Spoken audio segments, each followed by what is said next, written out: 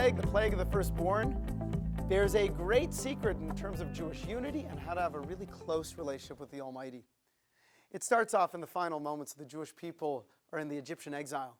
God comes to Moses and says, "Gather the children of Israel. Tell them that every household should take a lamb. Slaughter that lamb. Take the blood from that lamb and smear it on the inside of the doorposts and the lintel of your homes. Then cook that lamb, and as a family you will eat the meat." This was known as the Paschal offering, or the Korban Pesach. Immediately following that event, the Almighty sent forth an angel of destruction that killed every firstborn in the entire land of Egypt, whether or not they were Egyptian. It stands to reason that if the Jewish people did not participate in the Korban Pesach, then their firstborn also would have died in that plague. Why would that be? Why did the Jewish people have to do a Korban Pesach, do anything in order to save their firstborn? The Jewish people are the underdogs. They are the ones who are being oppressed. They're God's chosen people. This is a crucial point the Torah is teaching us. When you ask God to judge someone, the Almighty judges you first, even if you are in the right.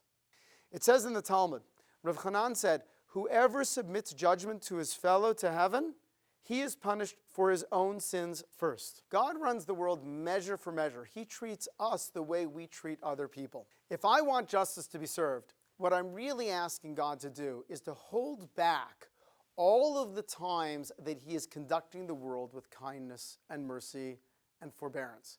And I know the Almighty runs the world in kindness. Everything God does is kind. God begins the Torah with kindness. God ends the Torah with kindness. But if I'm turning to the Almighty because I'm feeling oppressed, I'm feeling that someone harmed me, and I say, "God, take care of him. He's a horrible person. Show him that he's doing wrong." If I am going to say that to the Almighty, and I'm asking the Almighty to set aside mercy and kindness and forbearance, then the Almighty will do that, but he will also set aside mercy, kindness, and forbearance for me as well. And I will be subject to the same scrutiny that I'm asking the Almighty to put forth on that other person. When I do that, my relationship with God becomes one of justice and not one of mercy. So therefore, when the Jewish people asked that God should come down on their persecutors, the Egyptians, they had to show the Almighty that they were loyal to him. That is the essence of the Korban Pesach. They said, "Listen, God, I know that this lamb was held up as an idol by the Egyptians. And God, I'm telling you that I never bought into it. I'll kill this lamb, I'll smear its blood on the doorpost, and I'll eat it with my family, and I'll show you, God, that you are God and nothing else is God." When the Jewish people exhibited that loyalty to the Almighty exhibited that loyalty back to us. And this is a point that we need to take to heart.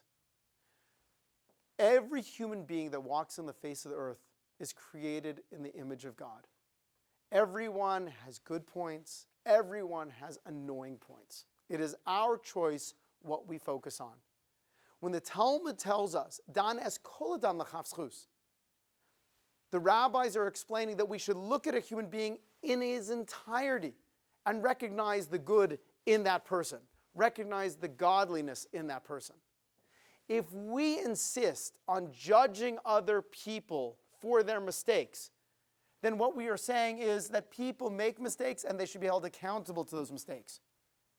And that means that I also need to be held accountable to my mistakes. If I'm not willing to give a hall pass on others, then the Almighty is not willing to give me a hall pass on my mistakes.